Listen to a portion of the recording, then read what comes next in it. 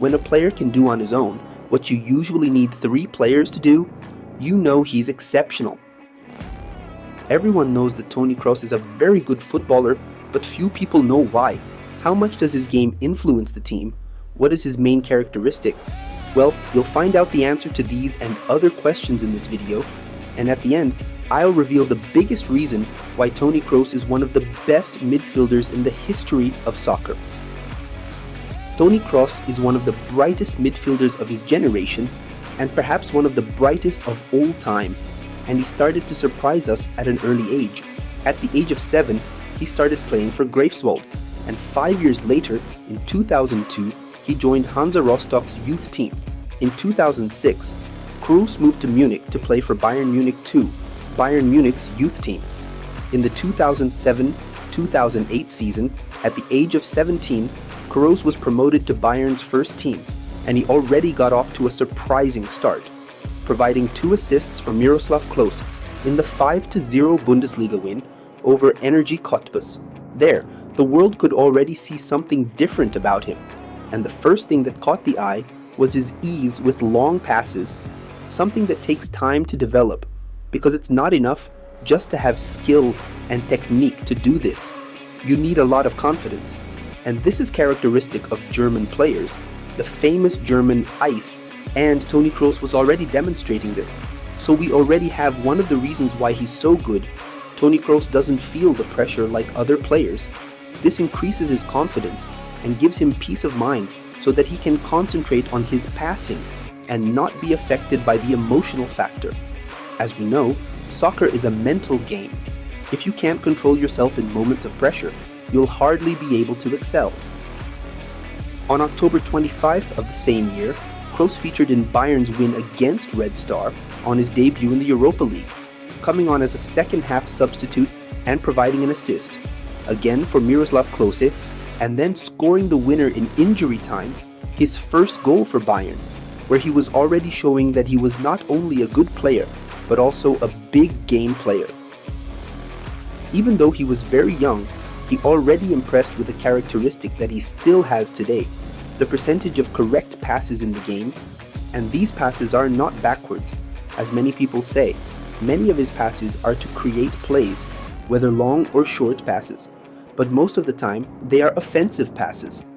The 2008 and 2009 season was a key season for understanding his game and his genius, because despite being a starter in Bayern's opening Bundesliga game against Hamburg, Kroos appeared less frequently in the team during the first half of the season, and on January 31st, 2009, Bayern released him to join Bayer Leverkusen on an 18-month loan to gain more experience.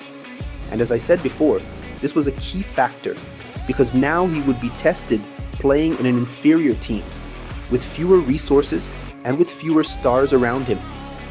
And the experience was essential for his development, so much so that by the end of his loan, his progress was already very clear. He was now a more experienced player, with a higher finishing power, more assertiveness in long passes. In other words, a very promising player. So much so that in the 2010 and 2011 season, which was the season he returned to Bayern Munich, he was a regular starter, putting in great performances and finishing the season with 37 appearances.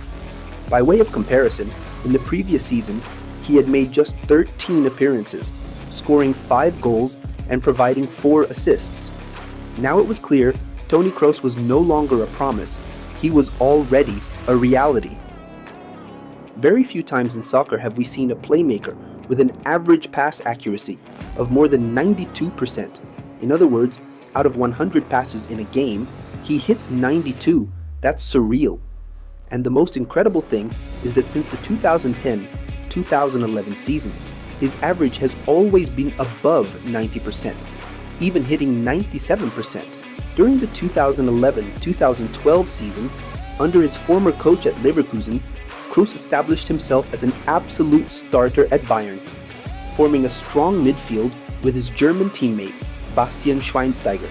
He played 51 games in all competitions during the season, including the 2012 Champions League final, where Bayern were beaten on penalties against Chelsea at the Allianz Arena, from then on, he was already playing at a high level and was key to Bayern's super winning season in 2012 and 2013, when they won the German Cup, the Champions League, and the FIFA Club World Cup. His level was so high that he was already a starter for the German national team, which went on to win the World Cup in Brazil in 2014, with Toni Kroos as one of the most important players in the team. The official World Cup statistics analyzer rated Kroos as the best player of the 2014 World Cup, with a score of 9.79, 10 being the maximum. But the winner of the World Cup's Best Player award was Lionel Messi, who also had a spectacular tournament, even though he lost the final to Toni Kroos' Germany. The German's prominence was so great that a few days after the final, he was signed by Real Madrid for 6 seasons, and what was already good was about to get better, because from now on, he will develop something that will make him the genius we know him to be. Many people think that what makes him such a good player is his passing, assertiveness, and assists, but that's just a detail compared to what really makes him an incredible player. And, as I said, he starts to develop this better when he arrives at Real Madrid. His time at Real Madrid has been simply spectacular. As well as being one of the team's main protagonists, he has been an essential part of winning 4 Champions Leagues, making him one of the greatest winners in history. But what makes Toni Kroos such a great player? Before answering that question, take a look at the link in the description if you want to make money online and change your life with the internet. Well, we've already seen here that he's very resilient, knowing how to deal with pressure very well. We've also seen that his assertiveness in passing is very high, and that his finishing power is also very high. But what really makes him an exceptional player is his ability to control the game and dictate the pace of the team on the pitch. A true maestro. He's managed to do something at Real Madrid that very few players have managed, which is to control the team's actions. It's very common to see games where he says that it's not the right time to attack, or that it's the right time to exploit the speed on the sides of the pitch. He does this like few others. His way of looking at the game is brilliant, and the way he manages to execute each action is incredible.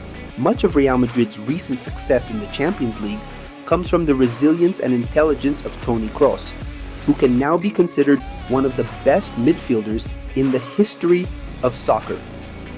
Leave a like if you liked the video, and watch this video here to find out who's better, Neymar or Mbappe.